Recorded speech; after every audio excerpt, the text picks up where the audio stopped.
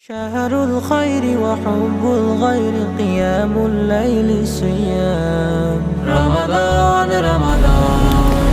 Assalamualaikum warahmatullahi wabarakatuh. Alhamdulillahi rabbil alamin, wassalatu wassalamu ala asrafil anbiya'i wal mursalin wa ala alihi wa sahbihi ajma'in, amma ba'du. Anak-anakku yang dirahmati oleh Allah subhanahu wa ta'ala, pada kesempatan yang baik ini, izinkan saya untuk mengingatkan diri saya pribadi khususnya dan kita semua akan pentingnya memuliakan guru dan teman bagi keberkahan kehidupan baik di dunia hingga di akhirat. Guru adalah aspek terbesar dalam penyebaran ilmu.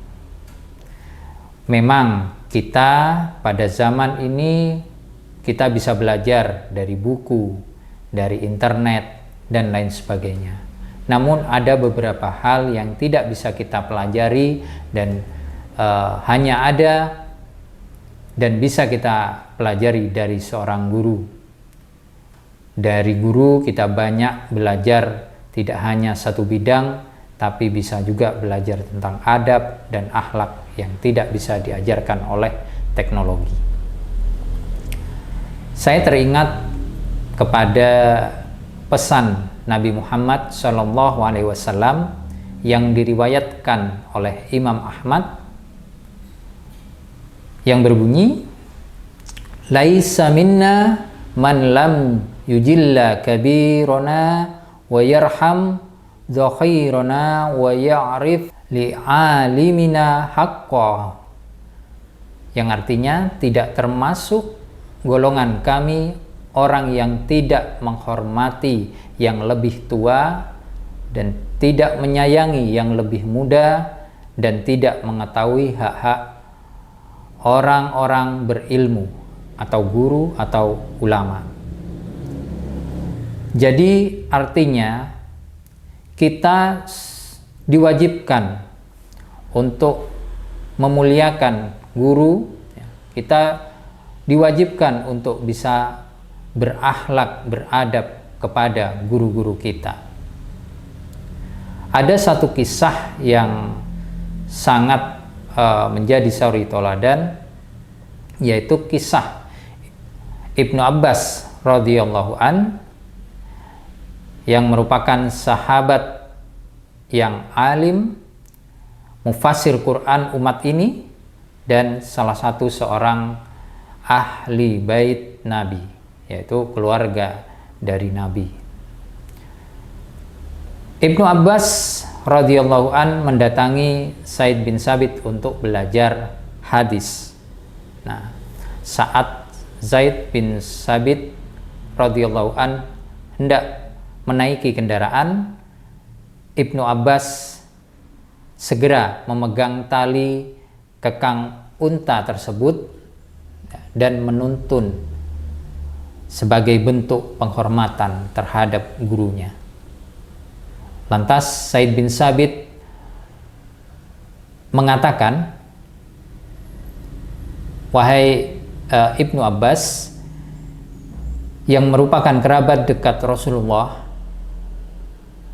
jangan lakukan itu," kata Zaid bin Sabit.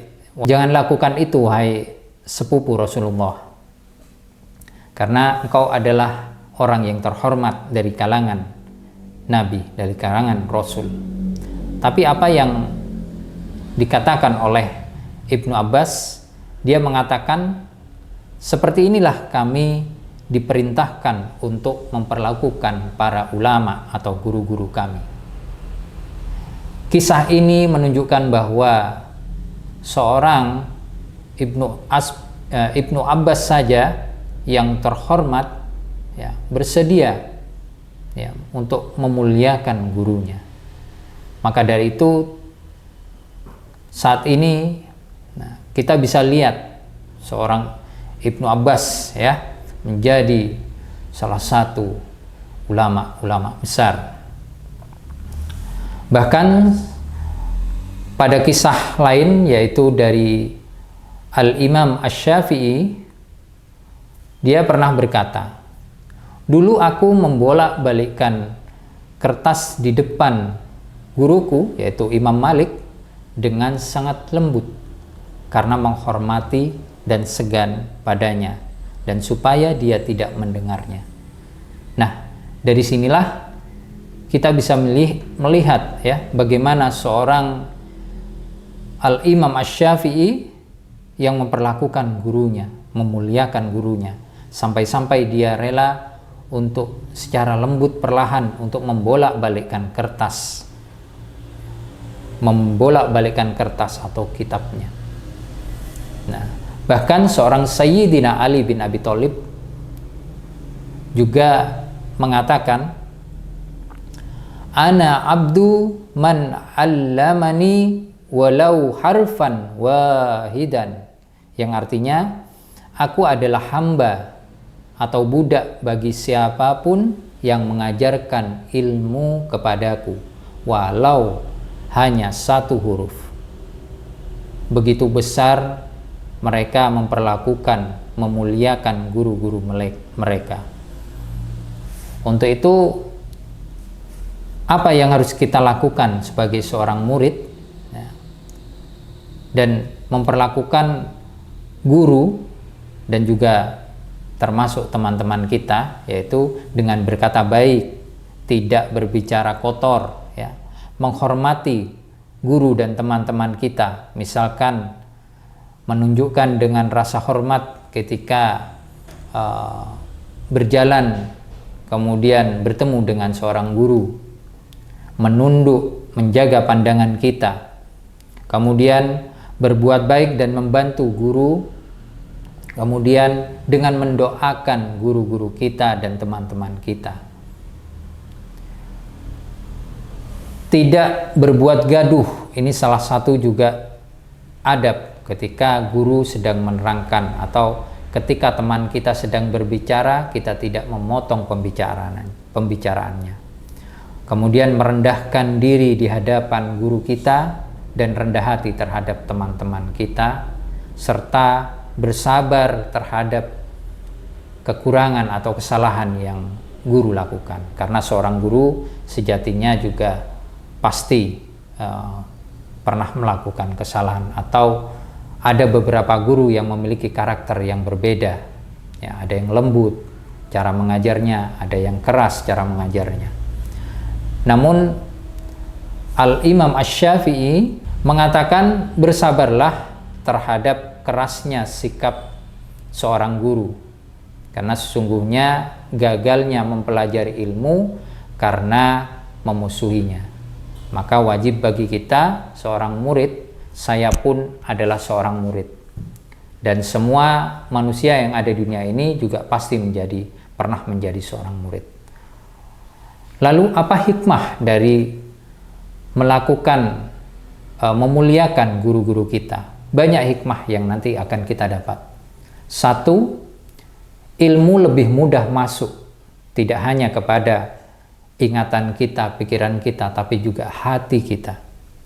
Kemudian yang kedua, Allah Subhanahu wa Ta'ala akan memberikan berkah tidak hanya dalam hidup, namun juga keberkahan sampai di akhirat. Dan dari situ juga kita akan mendapatkan doa dari guru-guru kita dan teman-teman, sehingga perjalanan hidup kita serasa lebih mudah dalam menjalani segala kehidupan. Dan yang keempat, dari situ kita akan membentuk akhlak yang mulia, akhlakul karimah. Nah, banyak beberapa hal hikmah yang tadi sudah disebutkan, dan marilah kita sama-sama memuliakan guru kita, tidak hanya karena hikmah tadi, namun karena perintah dan kewajiban seorang murid terhadap guru. Itu saja yang demikian yang dapat saya sampaikan. Jika ada kurang, saya mohon maaf. Wassalamualaikum warahmatullahi wabarakatuh.